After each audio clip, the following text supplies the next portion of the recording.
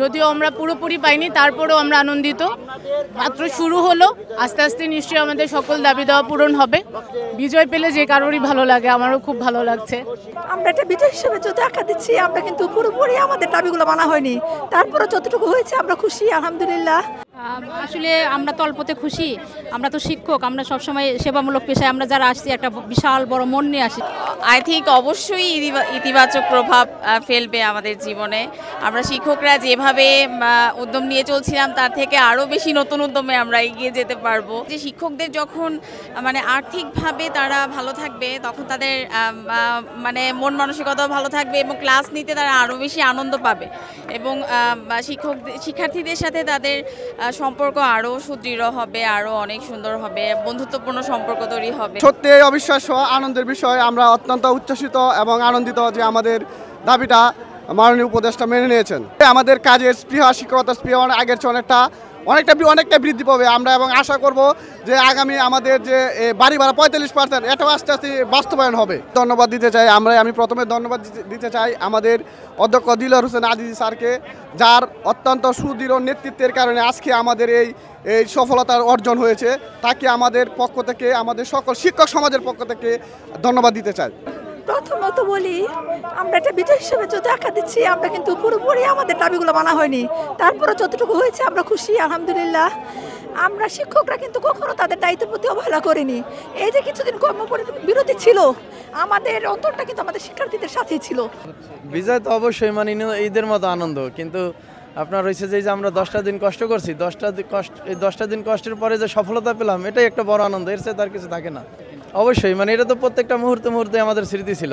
মানে বিশেষ করে আজিজ স্যার যে ভূমিকা পালন করছে, মানে তার অবদানের কথা তো মানে বলার মতো নাই আসলে। সে রাত্রে মানে আমাদের সাথে রাত যাপন করছে, এখানে থাকছে, সেখানে সে খাবার দাবারও ঠিকভাবে খায় নাই। এই যে মানে তার যে মানে নেতৃত্ব, এটা আসলে আমাদেরকে মুগ্ধ করেছে। এই ভাইরা আমরা যখন যে জায়গায় বিপদে পড়ছি, আমাদেরকে তাদের সর্বোচ্চ শক্তি দিয়া যেভাবে হোক আমাদেরকে তুলে ধরছে। মিডিয়ার কারণেই কিন্তু আমাদের আন্দোলনটা আসলে বেশি তোড়জোড় রয়েছে। সারা বাংলাদেশ তো ধরেন আগে মানুষ পত্রিকা পড়তো, কিন্তু আসলে জানতো না যে মানে ঢাকায় কি হচ্ছে বা কোন জায়গায় কোন কর্মকাণ্ড পরিচালিত হচ্ছে। কিন্তু বর্তমানে আপনার ইউটিউব, ফেসবুক মানে মানুষ দেখার সাথে সাথেই কিন্তু তাদের মনের ভাবটা তারা মানে বহিঃপ্রকাশ করতে পারে যে আমার এক শিক্ষককে মারছে, আমি কালকে আন্দোলনে যাব। আমার এক শিক্ষক হতাহত হয়েছে, আমি কালকেই মানে ওই আন্দোলনে যা সবার সাথে অংশগ্রহণ করব। আসলে আমরা তো অল্পতে খুশি। আমরা তো শিক্ষক, আমরা সবসময় সেবামূলক পেশায় আমরা যারা আসছি একটা বিশাল বড় মন নিয়ে আসি। শিক্ষকতা পেশায় কিন্তু সবাই আসে না।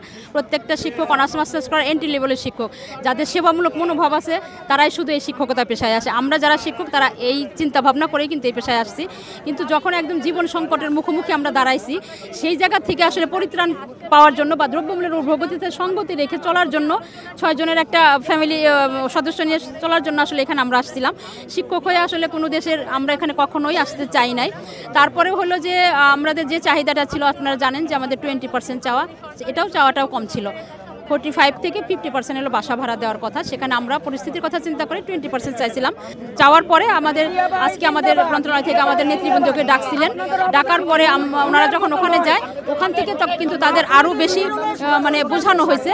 বোঝানোর পরে ওখান থেকে যখন বলা হয়েছে যে আমরা 7.5% এখন দেবো, বাকিটা পরবর্তী বাজেটে দিবে, আমরা এতে অনেক খুশি। আমি গাইবান্ধা বজ্রাগঞ্জবাড়ি হাই স্কুল থেকে এসেছি। আমি গত সপ্তাহের রবিবার থেকে আছি। বিজয় পেলে যে কারোরই ভালো লাগে, আমারও খুব ভালো লাগছে।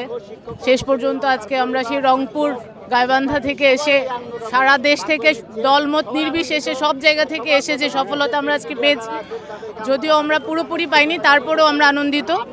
মাত্র শুরু হলো, আস্তে আস্তে নিশ্চয়ই আমাদের সকল দাবি দেওয়া পূরণ হবে। আপনার মাধ্যমে আমি সকল মিডিয়া ভাইদেরকে মানে কৃতজ্ঞতা জানাবো। আমাদের নেতৃবৃন্দ সহ আমাদের যত সকল শিক্ষক মণ্ডলীর প্রতি আমাদের কৃতজ্ঞতা যে আপনারা আমাদের সাথে থেকে আমাদের আন্দোলনকে এমনভাবে বিস্ফোরিত করেছেন যার কারণে আজকে আমাদের এই বিজয় অর্জিত হয়েছে। অবশ্যই অনুপ্রেরণা যোগাবে। আমরা সবাই, আমরা সবাই পেটের জন্য কাজ করি। আমরা যদি কমফোর্ট জোন না পাই, কাজ করে যদি কমফোর্টেবল না হই, তাহলে তো আমরা শিক্ষকদের পড়াতে পারবো না। সেই কারণে এখন যে বিজয় নিয়ে যাচ্ছি, আগামী সপ্তাহ থেকে, কালকে থেকে আমাদের নেতৃবৃন্দ বলেছেন শনিবারও আমাদের বিদ্যালয় খোলা থাকবে। দেখি যে অবশ্যই খুব খুশি মনে আমরা সেটা উদযাপন করব এবং ছাত্রদের নিয়ে ছাত্ররাও আমাদের সাথে ছিলেন, আপনাদের সাথে সারা বাংলাদেশ আমাদের সাথে ছিলেন। এখানে সকল দল মত নির্বিশেষে সবাই একযোগে আন্দোলনে ছিল। আমরা কোনো দল থেকে আসিনি, কোনো রাজনৈতিক দল থেকে আসিনি, কোনো ধর্ম থেকে আসিনি। আমরা একটাই পরিচয় আমাদের, আমরা শিক্ষক জাতি, এমপিওভুক্ত শিক্ষক জাতি। তো এই বিজয় শুধু একা আমার না, আমাদের সবার। ধন্যবাদ পুরো বাংলাদেশকে, ধন্যবাদ আমাদের মন্ত্রণালয়ের সবাইকে, ধন্যবাদ আমাদের সরকারকে।